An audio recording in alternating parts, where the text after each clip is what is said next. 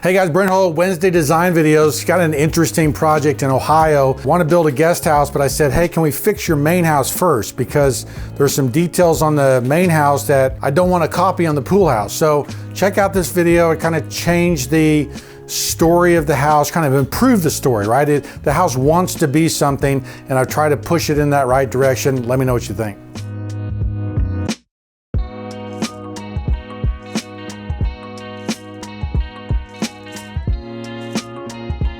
Okay guys, fixing the house in Ohio. They sent me this. This is a two-part project, and they sent me the pool house, and it mimicked this house very closely. And so I said, can I fix this before we go work in the pool house? And they said, sure.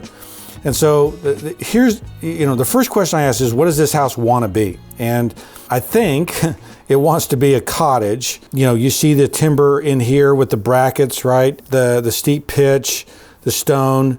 But they've added these little, gable end stickers, I call them. They're implying timber work, right? They're implying this timbering feel, but they haven't really executed it very well. So the things I'm going to work on are, the timbering. I hate double gables, but, we're just going to live with it because I don't want, to change this whole house, but we just want to fix it so that when they do this and the pool house, everything works together. This is especially bad in my mind. You don't need a dormer and a shed over that dormer. I mean, if anything, this roof just needs to come out farther if you're really worried about those windows getting wet. So what I've done is I'm going to fix that dormer. I'm going to fix the gable end returns. I don't like gable end returns. I'm going to fix the timbers, and I'm going to play with this little entry piece.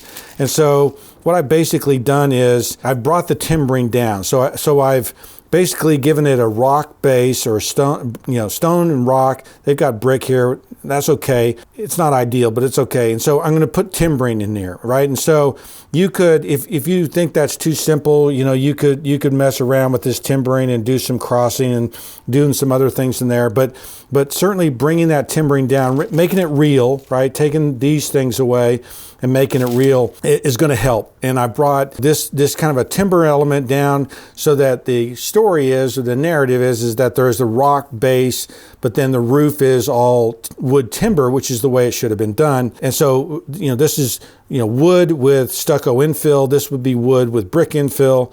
Or stucco.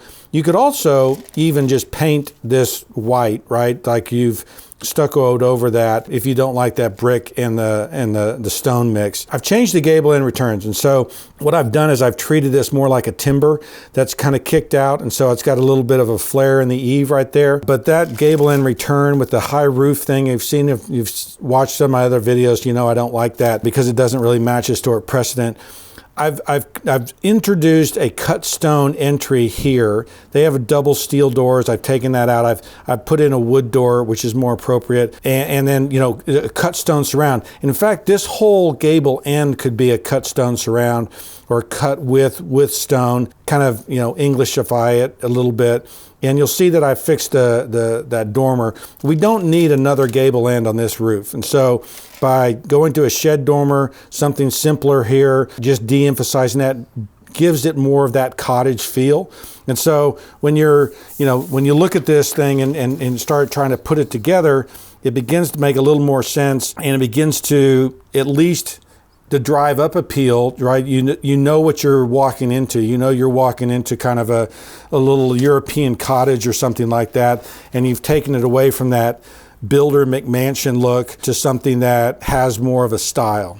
If I had an unlimited budget, right, there's some other things I would do. I'd fix the windows. You'll notice the window panes have, they're basically a 1, 2, 3, 4, 5, 8 light. And you see that I've gone back with a 6 light. Now I've done that. If you've watched my other videos, I wanted a traditional window, the rectangle to be vertical as opposed to being horizontal. You can see that these are close to a rectangle. They're getting into more square type shapes. You can see that these are back here are kind of squares. And so I want verticality here. I don't like how all these windows are the same size if we're telling that cottage story. And so you'll see that I put a smaller window here. I've introduced a leaded glass so that it looks like it's something that's evolved over time and grown over time. they're trying to convey that with the different use of the materials here, with the brick versus the stone, as if it's changed over time. It just ends up looking, I just don't like it as much. I think it looks like a builder trick as opposed to something that would have evolved naturally. And so I've changed all these windows. I would change more of these windows to more this cottage style, something simpler, maybe reduce the size of this one back here as an example. So if I had more money, I'd probably take off this whole gable end and do it in cut stone, like I've just shown this little insert piece. But better windows, better doors, better architectural details. This house isn't bad. It's kind of close, but it could be better. And I think these fixes really help.